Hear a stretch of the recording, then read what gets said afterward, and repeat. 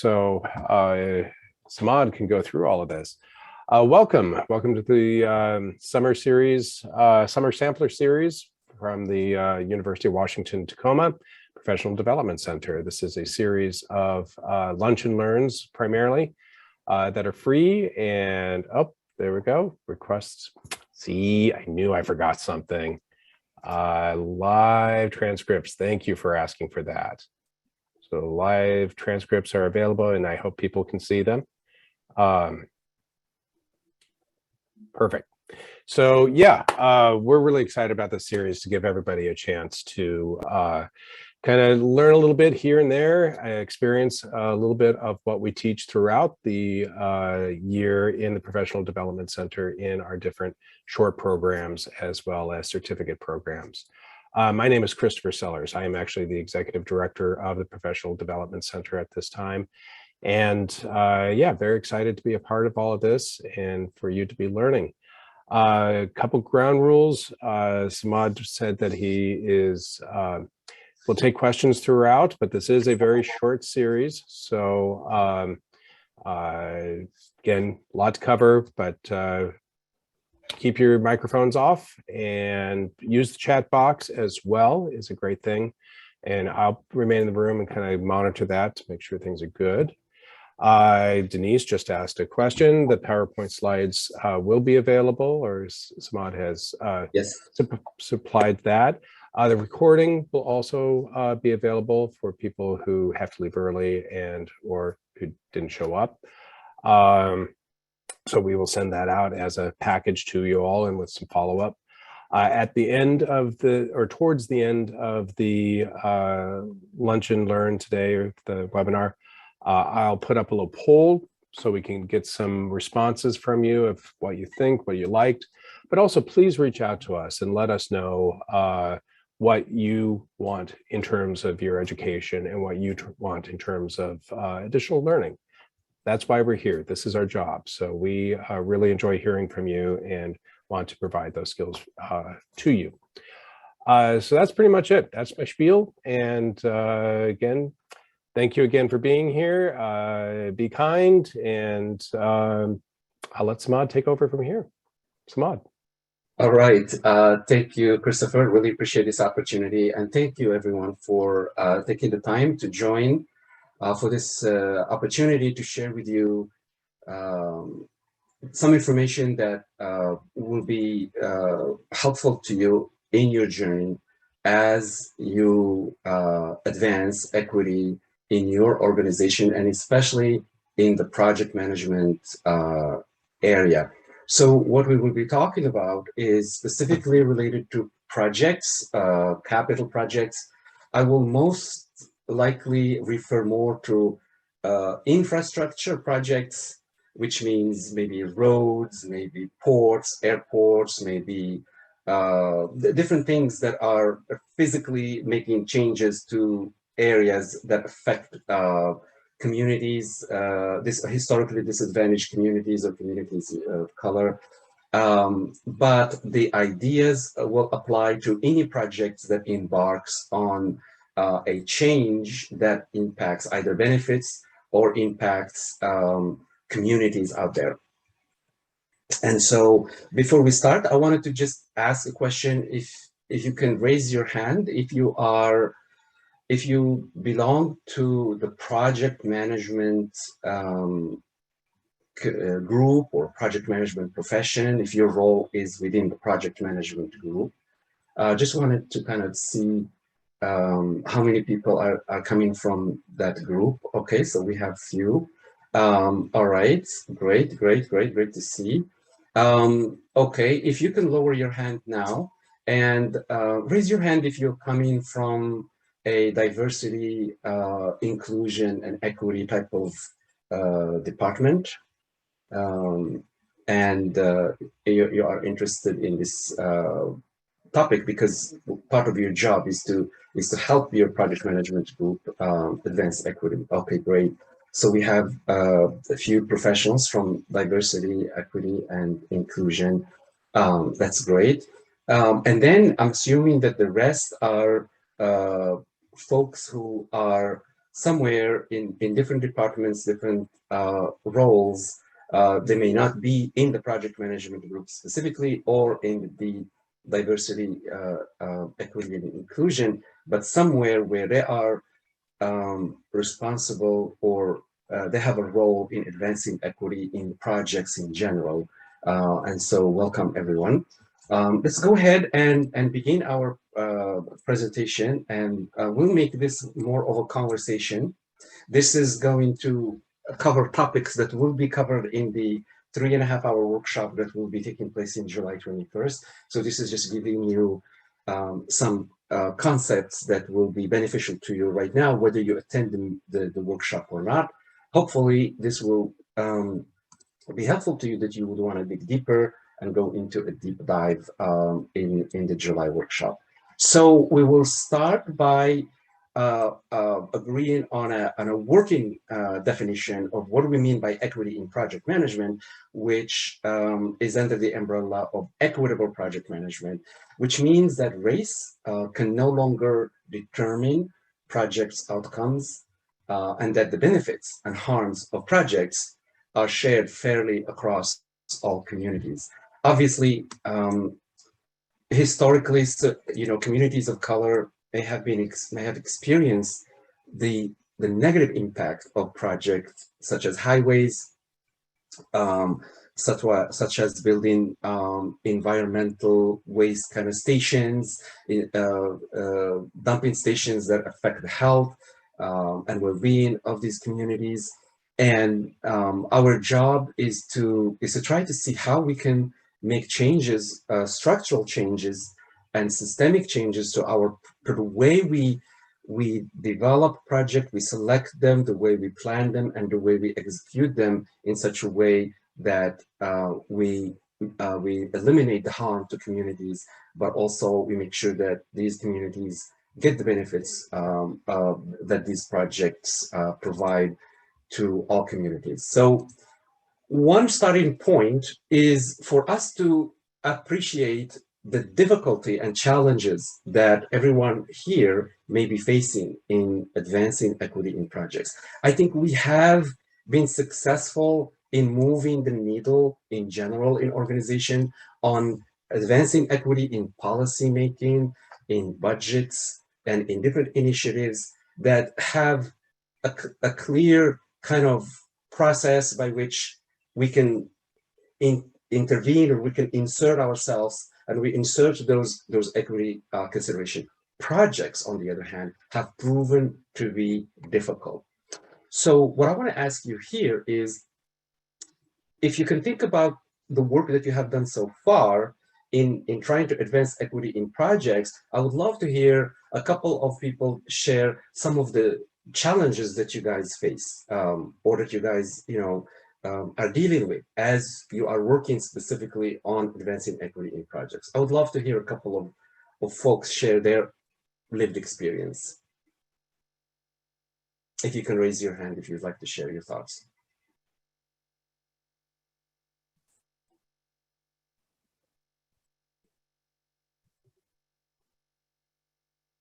Okay, Melissa, go ahead. Thank you for offering to share your thoughts. Well, thank you. So, I don't know why it's not letting my video come on. Oh, there we go. So I'm a little perplexed by the first slide. Racial equity should be the center of all things that we do, including project management. And I don't understand how we can separate that and still advance equity. Because when you address racial equity, you address all intersections with equity. Yes, absolutely. Yes, absolutely. I think that I am focusing on racial equity, if that is the point that you're making, Melissa. I think I'm focusing on racial equity because it is something that I have been researching and focusing on specifically in my research, with the understanding that when we are addressing racial equity, we are also going to address other types of equity by either as a byproduct of that work, or as an outcome of that work, but also we will identify and surface other types of inequities that we can also make as part of our work. But the scope of this presentation is really focused on racial equity. Is that your concern? Is that is focusing on racial equity and not on other types of inequities? Oh, I misread. I mean, like it says equitable project management means that race can no longer define or determine project outcomes. So Yeah. maybe I don't understand that. Yeah, it's because we are focusing on projects that when we don't apply an equity lens on them, the projects can either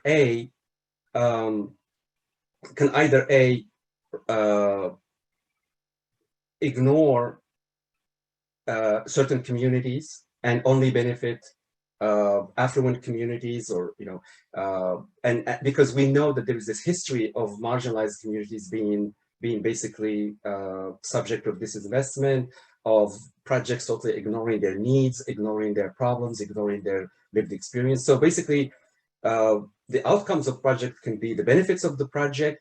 So we don't want race to be determining which communities get the benefits of the project, but also the harms of the project. We want to make sure that race can no longer be determining who gets the harms of projects, because we all know that historically within the United States, many of the projects that, like highway, for example, highway projects have harmed African American communities in throughout the United States, because part of the outcome or part of what product of these types of projects has been to displace these communities and create tremendous harm that has created these inequities that even today these communities suffer. So, and I agree with most of what you're saying. I guess the problem for me is that the outcome, right? The impact should focus on providing equity. I guess maybe we're saying the same things but differently, but it should focus on racial equity, that outcome. Right, yes. Right, okay. And that's what we're saying, is that racial discrimination should never be affecting projects. That's really what that definition should say. Yes. Okay, so now I totally get it. I'm on the same page now. Thank you so much. Yeah, sorry, but that brings up a good question. Is maybe the definition, I need to improve on it so that it is very clear, because if it was clear from the beginning, this means that using the word race creates this creates confusion a little bit. But really what it means there is a racial discrimination that has been systemic in certain decisions in major infrastructure projects that have harmed these communities. So we don't want race and racial discrimination to be a factor in how these projects distribute the benefits and distribute the harm of projects. That's what I really meant. So thank you for pointing that out. Thank you so much. So so what I do is trying to gain participation and hear voices that are often muted by regulation, which is a hyper white supremacy culture type, it's a manifestation of white supremacy culture, the way we regulate, and that's just what it is. And so one of the ways that I've been trying to work in the projects that I'm working on is how do we reach out to those voices that we're not listening to, and particularly communities of color. Yes, absolutely. And I'm sure that they are facing challenges as you try to do that work, because projects are really strange type of body of work, where when you are trying to embed equity in them, there are these boundaries and these walls and these ceilings that most of you guys are facing, just because projects tend to act or tend to behave in a way that is really different from normal operations that we're dealing with, which is, for example, how you create a policy, how you develop a budget. And so those things are concrete, and we can go and we can touch them and we can change them. But projects have proven to be a challenge. Thank you so much, Melissa. Benita?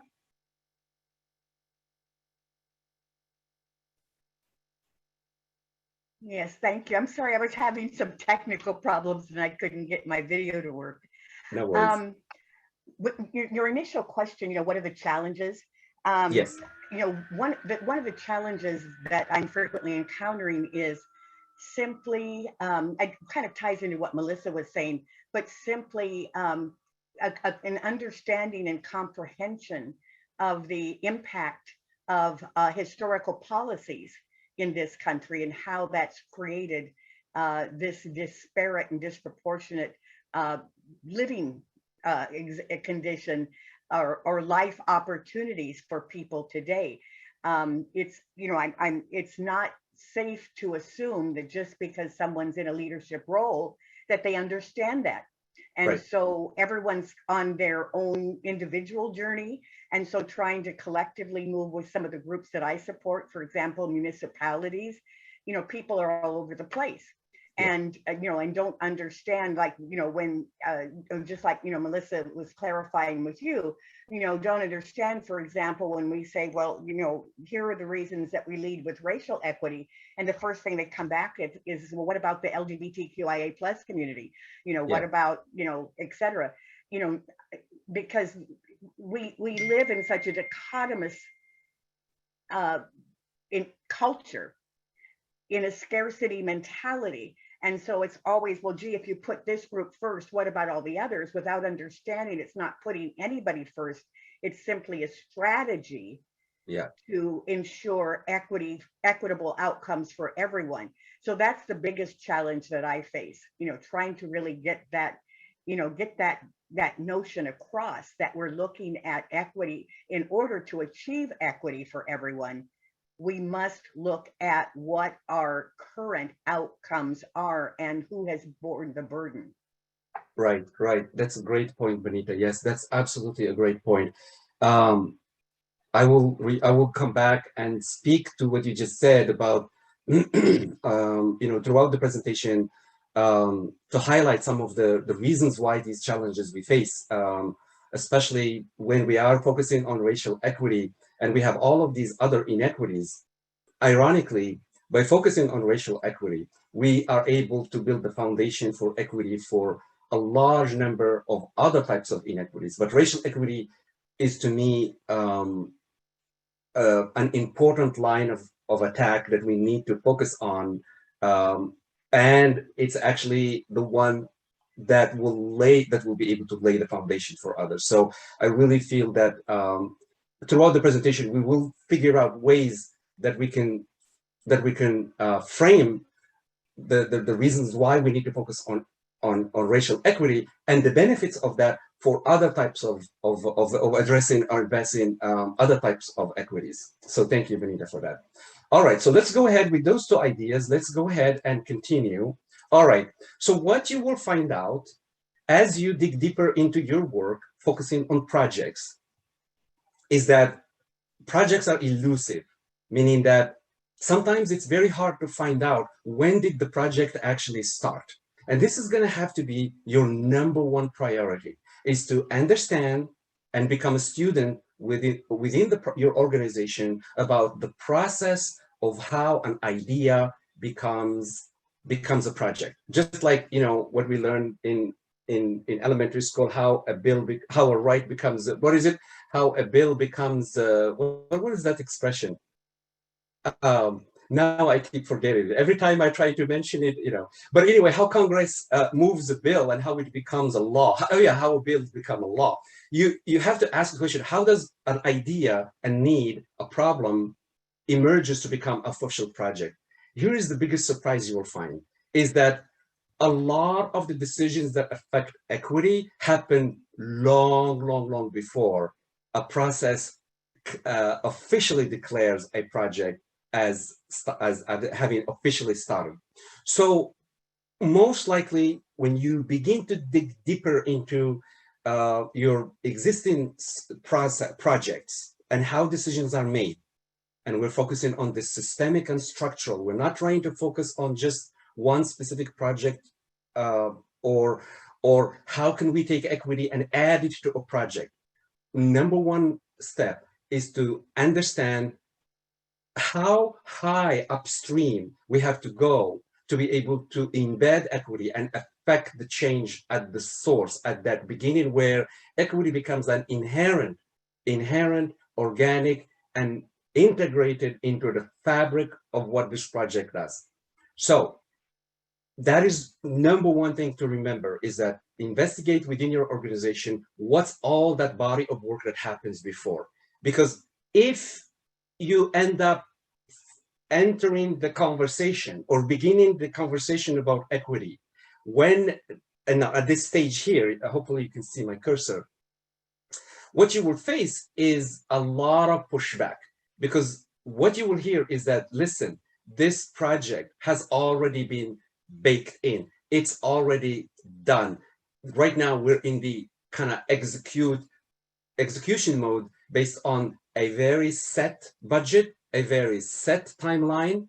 And every time you try to have a conversation about equity, you get that strong pushback. Here's an example. So this is the Oregon State Department of Transportation. Let's see, for example, when does a project become a real project? Well, first, at some point, like 2, 3, 4 years ago, somebody must have started an initiative to basically begin the development of these ideas, basically assessing the needs, assessing or understanding what the problems are. They may have looked at some system to see complaints about roads, complaints about, for example, congestions and so on. They may look at some quantitative, qualitative data, and then they will do a bunch of work long before the project started to begin to define the scope and begin to define the parameters and begin to define what this project must deliver based on very important assumptions, which is, here is what the need assessment was, and here's how the problem was framed. So once you have that framing of the problem and the analysis of needs done, now a lot of decision will be made based on those assumptions. And so if you think about this, for example, building a road, you can see here that the project actually gets initiated after a lot of those decisions are made. And so there's further firming up of the scope, of the budget, of the design. And then here's when the construction begins. And so you can see that if you have a road or a highway or a light rail that will affect communities, by the time communities are involved, usually they may hear about it right here. Guess what? A lot of the stuff has been baked in. A lot of the stuff has been grandfathered in. And you may be trying to fight to embed equity at a time where the windows have closed. And that may explain why you struggle with getting equity embedded once the project is what is considered in flight. Once the project is in flight, which means it has already been baked in, the cost, the schedule, the quality expectations, and the scope, once these things have been solidified, then every time you try to make a change to that project, as the project evolves, what you will see here is that the cost of making change to incorporate equity will increase. The flexibility to include equity dramatically decreases over time. In fact, you could see here that after the needs analysis and problem framing is completed, the opportunities for flexibility drops significantly. And the cost, and this is where you get the pushback, and you get people to say, listen, if you want us to include equitable consideration in this project, we're happy to do so, but this is going to cost you this much, and this is going to take this much longer. And so that kind of shuts down the conversation. And that's what makes it very difficult to continue to dialogue about that project. Again, this is just another way of thinking about it, is that as the project progresses, when equity considerations are not made at the beginning, then the risks of producing inequity will increase and the opportunities to embed equity decreases. So you can see here, it's the same, basically what we're talking about, the cost. You get to see the opportunities being diminishing as we miss that window of opportunity. So all of this is saying that we must figure out how we can go to the root of where the project needs analysis and problem framing happens.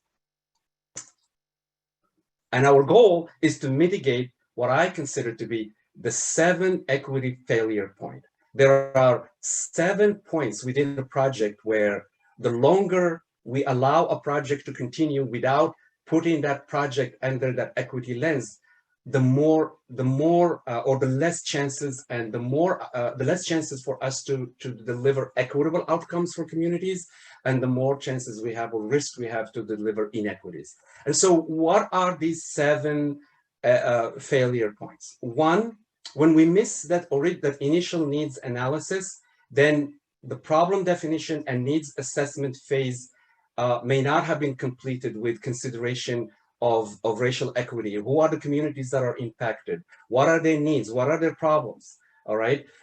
Usually the project will move along after that needs analysis to some kind of analysis of different options or evaluation of a range of options to address those needs and problems that were identified in the previous place, in the previous process. So here, what we want to do to mitigate, we want to mitigate problems here for communities. We want the project team to analyze the range of possible solutions through the lens of racial equity, meaning that if there are 3 or 4 different options, which option gives us the maximum amount of benefits to communities of color, and which ones provides the minimum impact?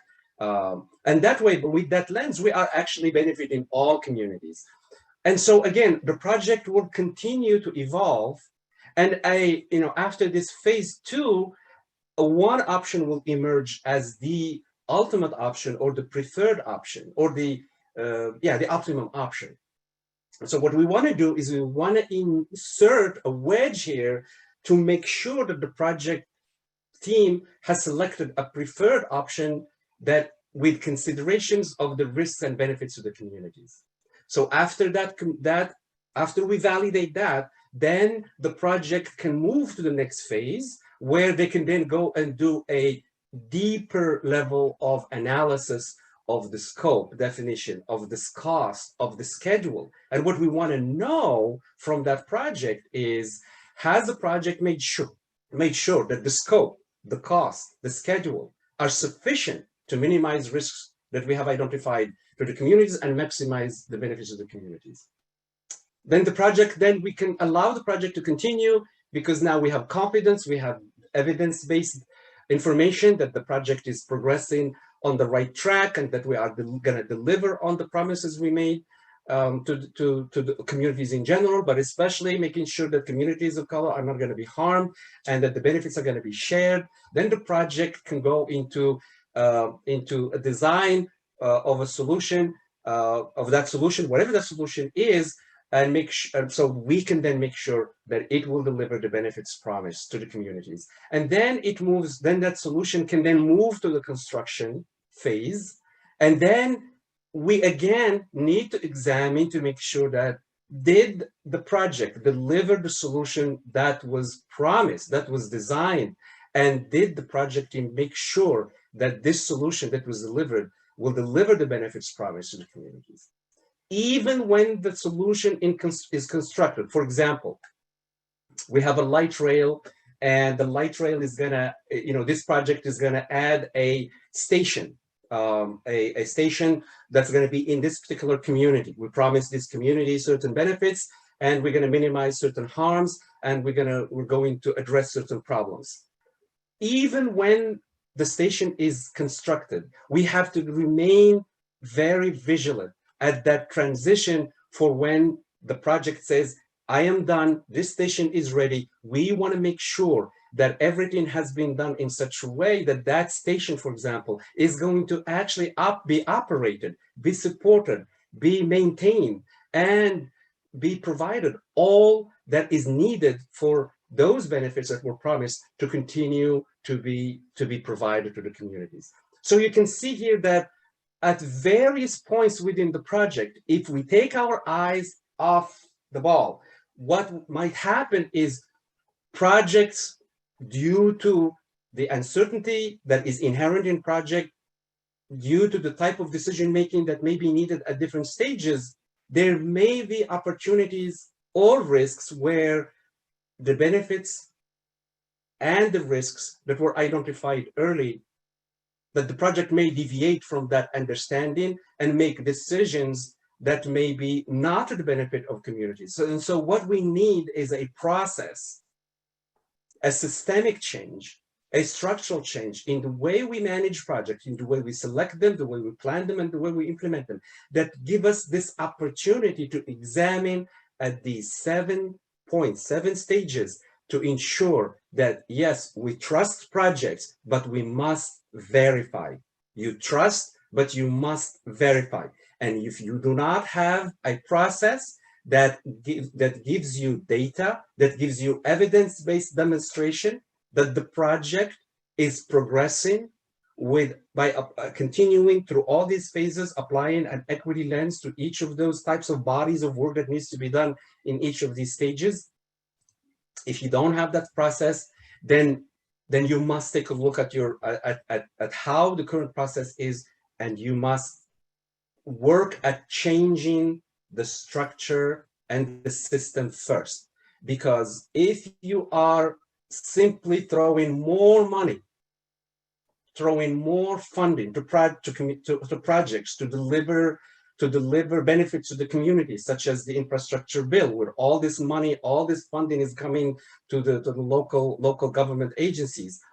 If you do not change the system, if you do not change the process, if you do not put these guardrails, then the way decisions have always been made will continue to be relied on, and we must not expect different outcome. So you cannot continue to make decisions in the same way, but expect better outcomes for the community. We have to change the system. We have to change this from a structural perspective. All right, I'm going to stop here for a second, and I'm going to give an opportunity for folks to Samad, speak. yeah. If you can raise your hand. Yeah. Actually, Samad, this is Chris. I was just going to interject. This is from earlier in the presentation, and Katie had actually asked a question that relates directly to what you just covered, and it's basically, at this point, there are challenges in staff capacity to engage community members and understand their needs.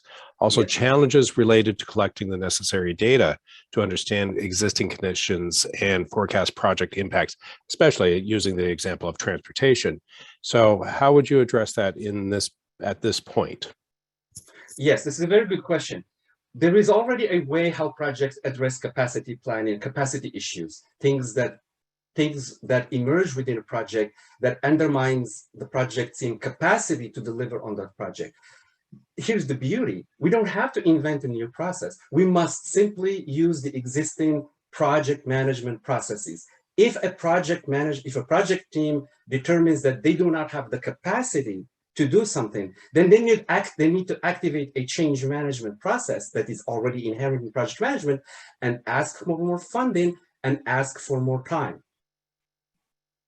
The reason why project teams behave in a very kind of unusual way to when there is a additional work when it comes to equity is that they treat it as if this is a problem that we've never seen before. Project team always run into problems related to lack of resources or lack of time, and they always know how to handle those. And so we must then expect our project team to apply the existing project management processes. And if they identify they need more funding or more time, they need to activate the project management, the change management process, and so that we can help them. And that's how they do that that's how they address that problem whenever they run into resource issues and funding issues or time issues or timeline issues. And we must really just redirect the project team to change the mindset so that they don't treat these types of equity related work as if it's like a strange thing that came to them, and then they have to kind of like throw their hands in the air and go, I don't know how to handle this. No, you know how to handle these things. What do you need? Do you need more money, or do you need more time, or do you need both? Here's how projects handle this problem. So I hope that addresses that question. And I am pushing back on project team that say, whenever there's a problem related to the applying equity lens, I'm pushing back when project teams pretend that they don't know what to do. If they are following a project management methodology, they need to apply and activate the project management processes. Excellent. Okay, Thank you. Gustavo? Yes. First of all, I want to say thank you. Thank you for everything you're saying. And originally you said that you got to kind of lay the foundation, and the foundation is with racial equity. That's what you were saying earlier. I've been working in government for 9 years, and I know I'm an immigrant. But what I wanted to tell you is everything you said, it kind of sounds super good.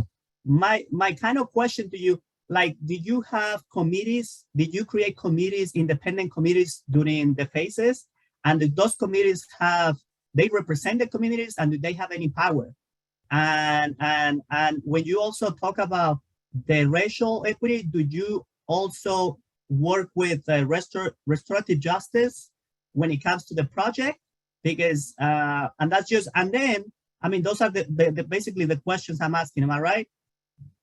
However, I think whoever does this type of job, because I've been doing it for 9 years, you have to be ready to lose your job, because I've been doing this for a while, and I had to move every 2 or 3 years, because you have to be ready to lose the job, because somebody's not gonna like it that you're moving forward. So anyway, thank you.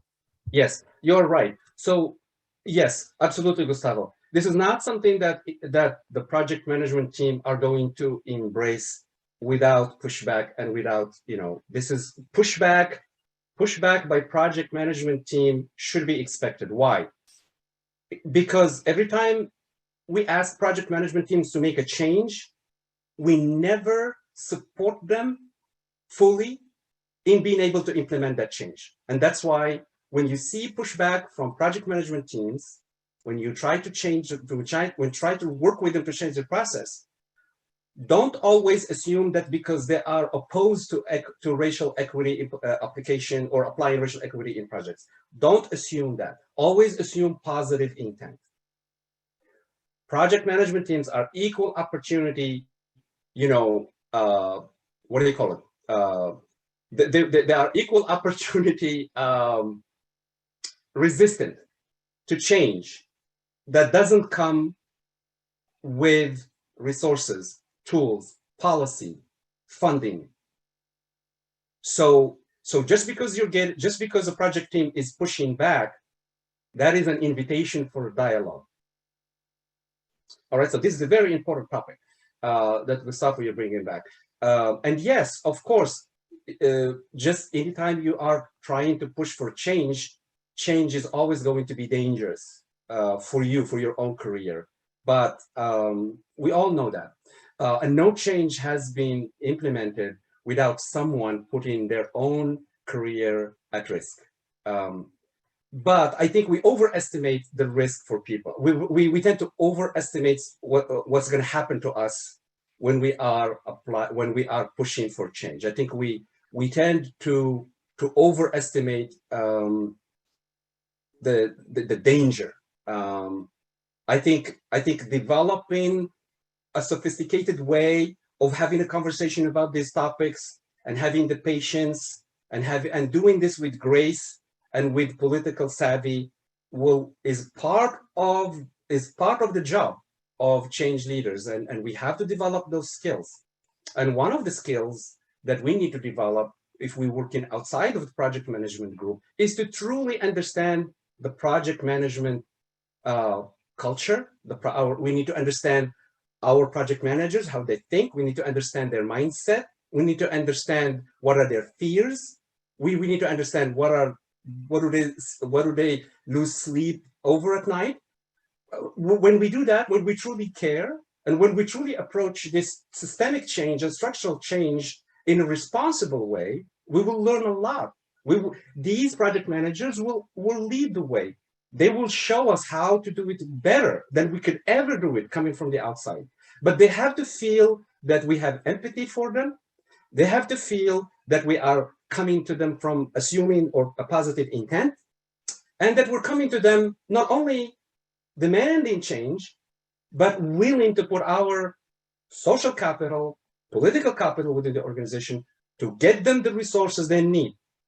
You will never find a project management team that will resist change if you're coming to the table with that attitude, and you're coming to the table with money and funding and protection to them, to the people that are going to be within the project team, pushing change beyond what you could ever do coming from the outside.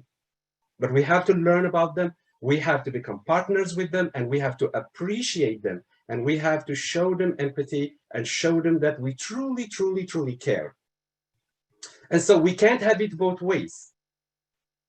We can't demand change without being willing to pay for it, paying with various ways, whether we are paying with getting them funding, getting them protection, changing the rules, changing processes, changing procedures. So Gustavo, maybe I'm not speaking, I may not have answered each of your different questions, but I think that what I am doing is I'm elevating the kind of the conversation and challenging us to think at a higher level, because I think as long as we do not elevate the conversation, then we would be just fighting over the logistics of the tactical. But we have to be strategic about how we approach this, in how we see and perceive project management groups. All right, let's continue.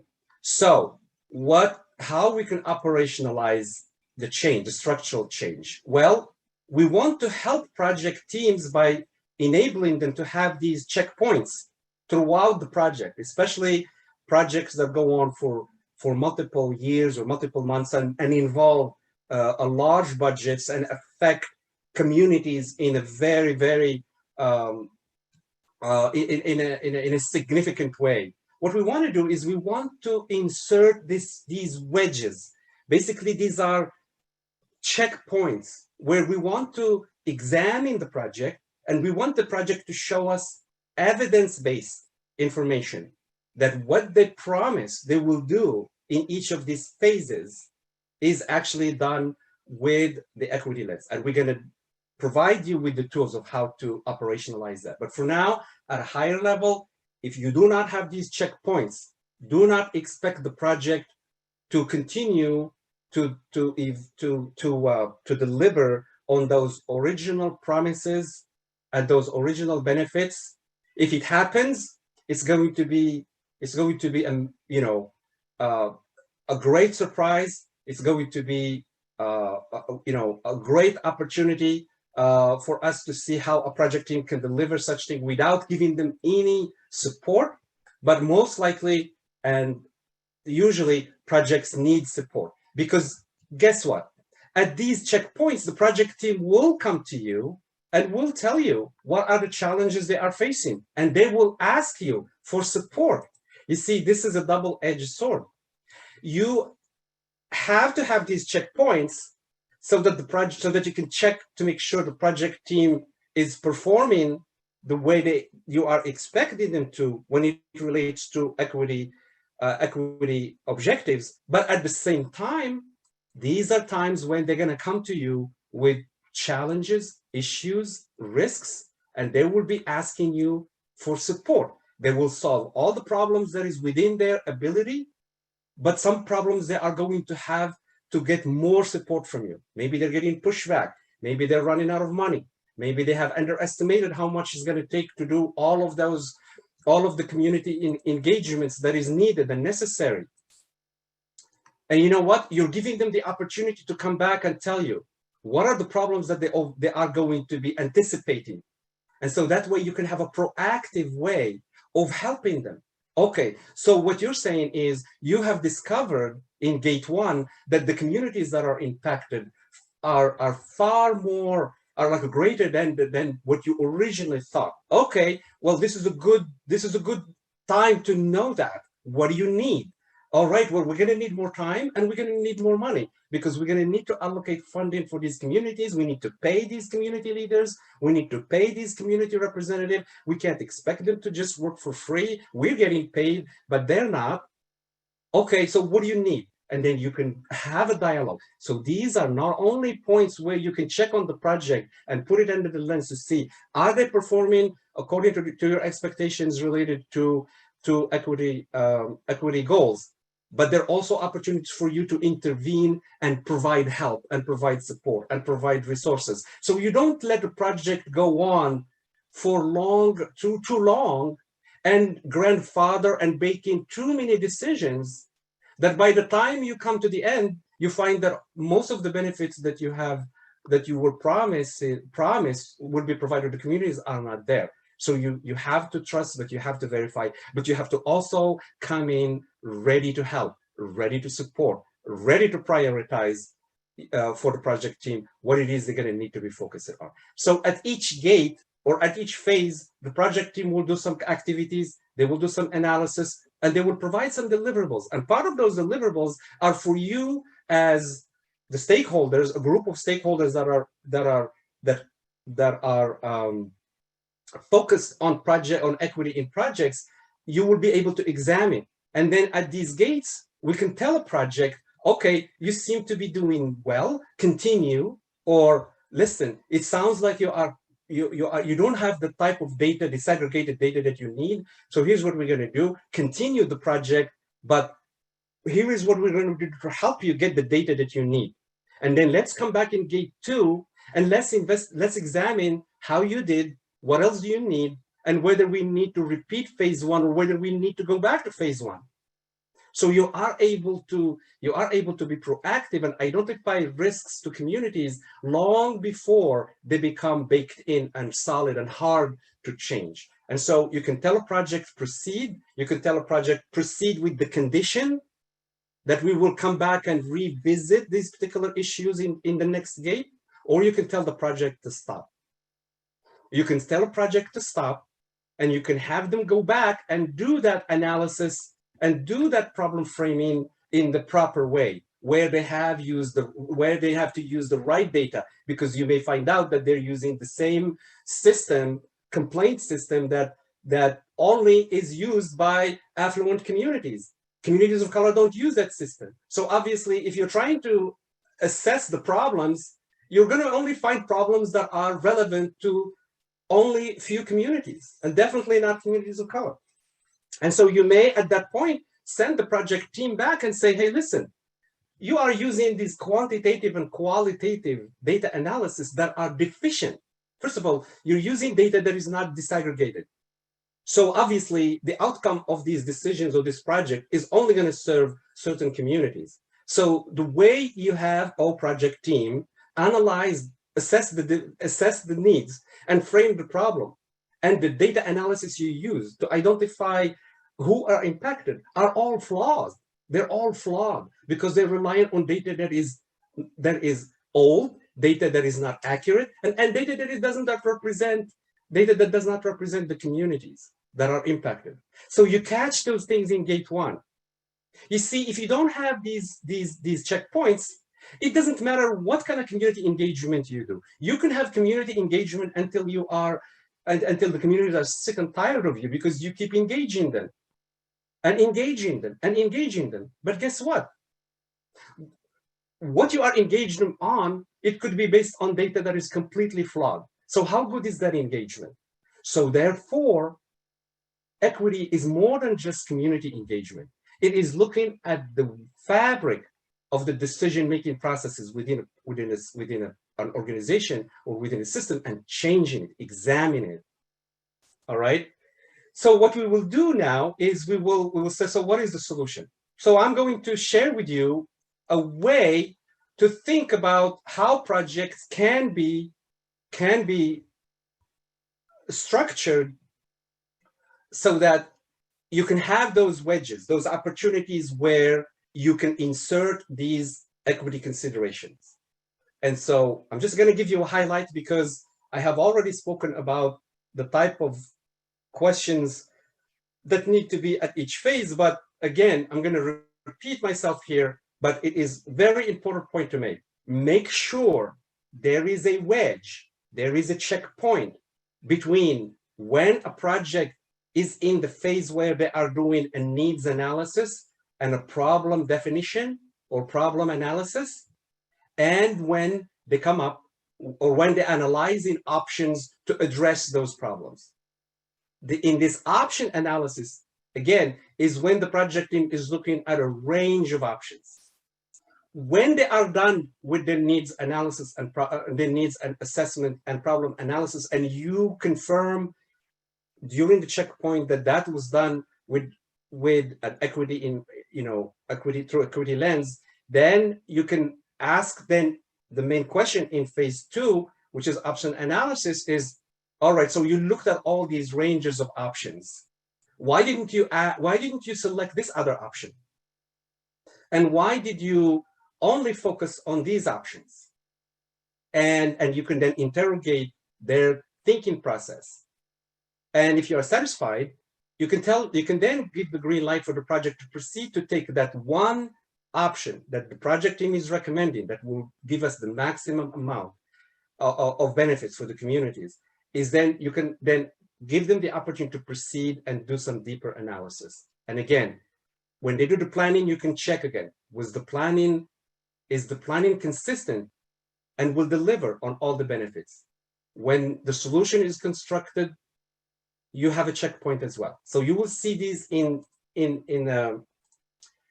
the slides. Now, that's not enough. We need to help project team by showing them what are the questions that we expect them to answer at each of these gates. Now, we will not be able to cover all of this in the next 10 minutes that is left in this meeting, but this is what we will dig deeper into when we go into the workshop on July 21st. Why? Because after each body of work, we have to ask a set of questions that will give us the confidence that the work that the project team has done in this phase, that work is aligned, or the outcomes of that work is aligned with what the organization's mission, vision, and values and goals that the organization has set up for its equity and for racial equity. So what this assumes is that the organization will have already come up, and most of your organizations have already done this. So most of your organizations have already stated something in their mission, vision, values, and goals at the organization level that these are our values. So what you have to do now is you have to make sure that every project is actually, whatever work they did, is aligned with those goals. All right. So this is an alignment question, because if the project is not aligned with what the organization says is important to us, then that project should not be proceeding any further. It should be made to go back and align itself, because we're not going to change organizations' goals when it came to racial equity, but that project has to be aligned. And we can never assume that just because a project has been started, that actually its goals are aligned. So we can use this opportunity at the first gate to say, this project does not appear to be aligned with what this organization said is important to it. This project is using data, or has used a data analysis process that has failed to consider the communities impacted. That the process this project has used to identify the stakeholder and analyze their need was flawed, because, so you will never be able to say these, you will never be able to determine and avoid these types of projects unless you ask these questions at this level of specificity and detail. And so, as an example, in this phase one, we want to make sure that stakeholder engagement processes and outcomes have been done in certain way that would have achieved, or that would achieve the goal that was set up. We want to know what was the process that was followed and what were the outcomes. More importantly, how did the outcome or the input from the communities, how did that input shape, change the process by which the project team has analyzed the needs and framed the problem? Because if we were engaged in a large number of community engagement, but their input never really changed the way the project was, the process by which the project has analyzed the needs and problems, then none of those community engagements is useful to us or to the communities. So we have to investigate how did the outcome of those community engagements has shaped the definition of the problem and the analysis of the needs. How did it shape it? Because if it didn't, then they need to go back and they need to do it properly. Again, how did the problem definition and needs analysis took place? And what was the risk management activities and processes that was applied to make sure that risks to these communities have been identified? And how did the project identify the benefits? How they're going to manage the benefits that the project has stated they will achieve? Okay, So what I am giving you here is a flavor for the level of details and specificity that we have to get into when we are trying to make sure that a project is going to eventually fulfill its racial equity goals. And so I'm going to just give you one example here of when we talk about alignment. Just here is an example of a question that we should ask during that gate one. What process was used to develop the project outcomes during this phase? How did the project actually do that? What kind of data did they use? What are the racially equitable community outcomes that this project will deliver? And how did they arrive at those? And how are the project's racial equity outcomes aligned with the organization mission, vision, values, and goals? So we want the project to make that statement. We want the project to show us how is it that is aligned. And just as an example, maybe when we get into the data and data analysis type of question, we want to know not only what quantitative data analysis, but what kind of qualitative data analysis was provided, and what demographic data by neighborhood was used, and what ethnic and racial disaggregated data was used, and so on and so on. And let the project team answer these questions. And let us have visibility to these answers early and often throughout the key project stages where we need to ask these questions. And so, as a final note, the process will require additional time and overhead for projects, but that should be a cost that the organization is willing to pay. Why? Because racial equity would be aligned. Advancing racial equity would be aligned with its values, goals, and so therefore investment in whatever it takes to advance those goals should be within the organization's activities. And so we can have different flavors of this process. We can have more rigorous process like I have here, which is after each phase we can have this checkpoint.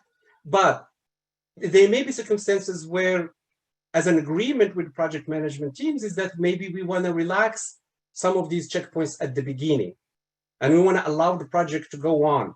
Maybe this project is already in flight, but we want to do checkpoint 1, 2, and 3 when it gets to here, but before it gets to construction, because we want to check to see, we want to make sure, we want to verify. And so you can see here that you have this flexibility that if you get too much pushback from your project management, you just say, okay, phase 1, let's have just all these checkpoints after the implementation planning phase. And maybe in the next phase 2, we will move gate 1 to be at the options analysis. And maybe in phase 3, we can move checkpoint 2 to the preliminary design. So this is how you can negotiate with your project management team or on a project by project basis on how to implement this structure. Again, this is a framework. This is a way of thinking about how to build equity in the fabric of projects. When you attend the workshop in July, you'll have all the questions that you need to ask. So we will cover all these questions. Let me see if I have the questions here. Yeah, so you can see here all the type of questions that need to be asked at each. These are not questions, these are categories of questions. So for example, alignment questions need to be asked in phase 1, 2, 3, and 4. We will explain why. Data analysis questions, we will ask them in phase 1, 2, 3, and then there's a reason for that, and so on and so on. And then at each phase, we may introduce new categories of questions because that is relevant and required for that phase. So come to the workshop so that you can have these tools and this understanding, so that when you dialogue with your project management team or within your project management team, you're able to have a conversation about data and facts, and not about emotions, and not about fear of change, but we can talk and dialogue about the process, because we use the same language and because we use the same vocabulary. And that's requirement number 1. If you want to change project management, you have to acquire a basic knowledge of the vocabulary and the language of project management. So with that, I will stop here. I think we may have only, I think we are at the top of the hour. Christopher, do we have a minute to, if there's any last minute questions? Yeah, or? definitely. And there are some pieces in the chat box that you may want to take a look at. And thank you so much. I have also put up the poll to get some feedback from everybody. It'd be great if you could fill that out. Yeah, again, you always have so much information that you want to share, and you know, it's great. And again, that workshop on July 21st is just one of several I know that you'd like to do with us, and it'd be great for folks to come back and you can really do the deep dive. But please, Yes. what additional questions do folks have at this time? We'll take a couple extra moments. Yeah, if you could raise your hand, that would be great. And then maybe this time we can save the chat. I think I'm going to save the chat, and if you can drop me your email address in the chat, I will be able to then respond offline. But maybe we can take one or two questions or comments or feedback or reactions. Anything would be great. Whatever, you know, even just reactions as to how this information resonated with you, landed with you, it would be great.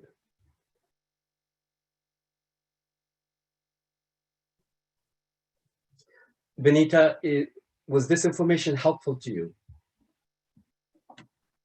Yes, very much, because, you know, more and more organizations have acquired or adopted an equity lens. However, putting it in play is a whole nother level of knowledge and expertise.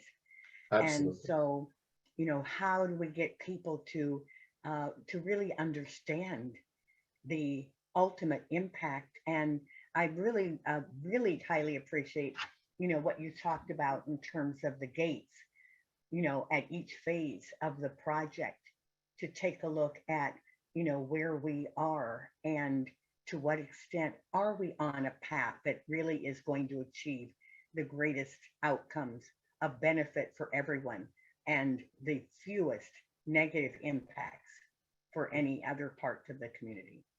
Yeah, thank you, Benita. I really appreciate your feedback. And in a way, you made me think about how projects are very different from budgets and policies, because I think policies and budgets, you can almost like set it and forget it. When you have a policy, it's written, it's set in hard facts. You can't change that policy. When you set a budget, the budget is a budget. You can't come up with new money unless you go through the process, so it's fixed. With projects, they're not fixed. They are evolving, and you start with a little bit of information and you increase your understanding, you increase your understanding of what needs to be done, but you also identify risks, you identify threats to the project, you identify issues. And along the way, as the project team makes decisions, if projects are left to their own devices, they will try to make the best decisions to keep the balance between budget, schedule, and scope. But the quality may suffer.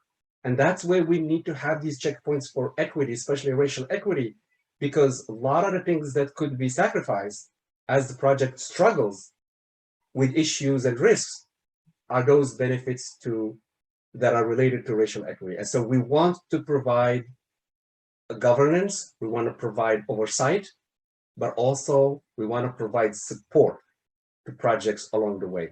Thank you, Benita. I really appreciate it. John, you raised your hand. Hi, how are you? Good, good, thank you. Thank you for this opportunity and for the presentation. I really appreciate the material that was presented. I wanted to emphasize your points about disaggregating data. I just finished viewing a project from a team in Hawaii, and they were able to dial down their racial and ethnic data to a point to where they could actually address the underrepresented groups in a much more specific manner. And a lot of the times we feel very satisfied with what the government deems appropriate with data points. And I think we need to look beyond that. We need to look beyond that, and we really need to dial down to our underrepresented groups and make sure that they have representation in the projects. So I would first emphasize how much I appreciate your disaggregation of the data portion. And I may even suggest that you go further in your next presentation on that because of how important it is. And then the second thing is, you mentioned liberation. And I can't emphasize to this group enough how important I think it is that we're not seeking equity as our end goal. I would encourage this group to consider that you're seeking liberation. Seeking equity means that we're only going after the standard that may have been set by early colonist society. And that may not be what the standard I want to be. That may not be the standard that my group has known. And many of the Aboriginal standards far exceed, in my opinion, some of the colonist standards when it comes to quality of life and truly representing everyone in the village. And so as we work towards this equity, I would just ask this group to remember, do I really want equity, or do I want liberation to be represented the way I am? Thank you very much. Appreciate it. Absolutely. Thank you, John. I really appreciate it. Yes, and I think that's why it's so important that the approach to equity in project goes into the fabric of decision making. Especially those early decision making about how needs are being analyzed and how problems are framed. And what John, you said, is very important, because then we are able to apply a diverse views about how do you see a problem, how do you define it, and how do you frame it. And if you add to that structural change of the processes, if you add project teams and stakeholders that represent the communities and represent the diversity of our communities, then you're going to have a diversity of views and of angles on how you should see a problem. And so while certain groups may see a problem purely as a logical or where it affects just a certain levels, adding more diversity, adding more cognitive diversity and racial diversity and cultural diversity will provide a rich set of lenses that we can apply to a particular problem, a particular need, and the outcome and the outcome of that work will be far more powerful. It will be far more powerful. It will be richer. It will be holistic. It will be integrated, and it will be representing the values of the communities. And so that's why I focus very much on getting into the nuances of how a project makes its decision, and then embedding ourselves in there. And just using the same tools that the project team uses to make decisions, and say, show me how you arrive at your analysis of these needs. How did you arrive at them? And just by asking that question, it shifts the conversation. We're no longer talking about equity anymore. What we're talking about, how we were supposed to do things right in the first place. And that's why I don't encourage us to look at equity as an add-on, because it's easily can be pushed back. You get into an emotional conversation, and you get into people using all kinds of false logic. That's why I say, do not debate the merits of equity in projects, because it's something that if people are going to be ideologically opposed to it, it's going to be a never-ending debate. But what I'm saying is, look at how projects are doing the work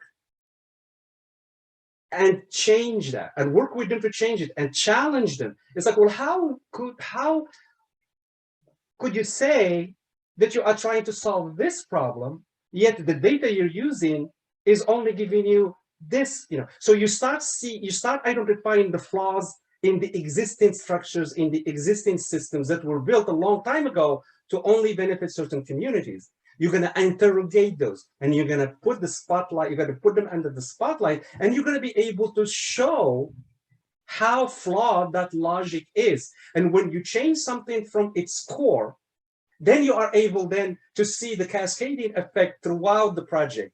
Then throughout the project, you have all of these guardrails.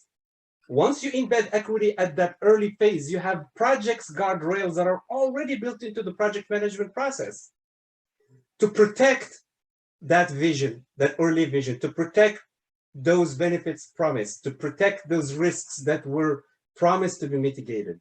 And so in a way, projects are a great way to achieve equity.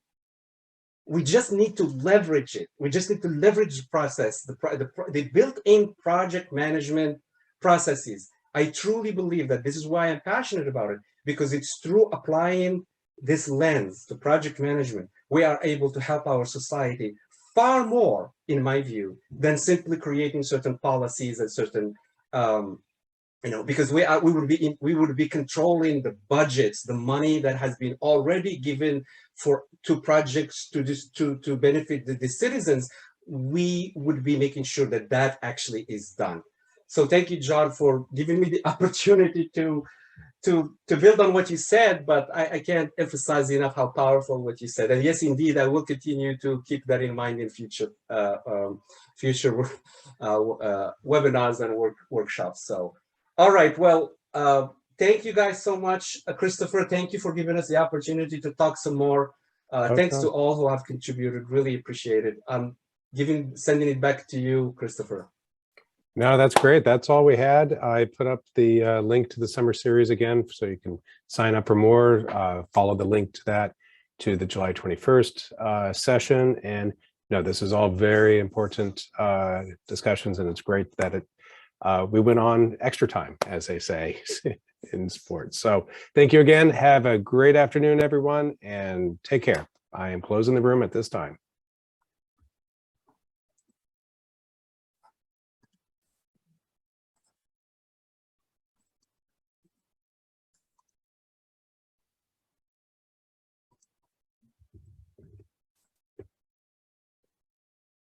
I think I am.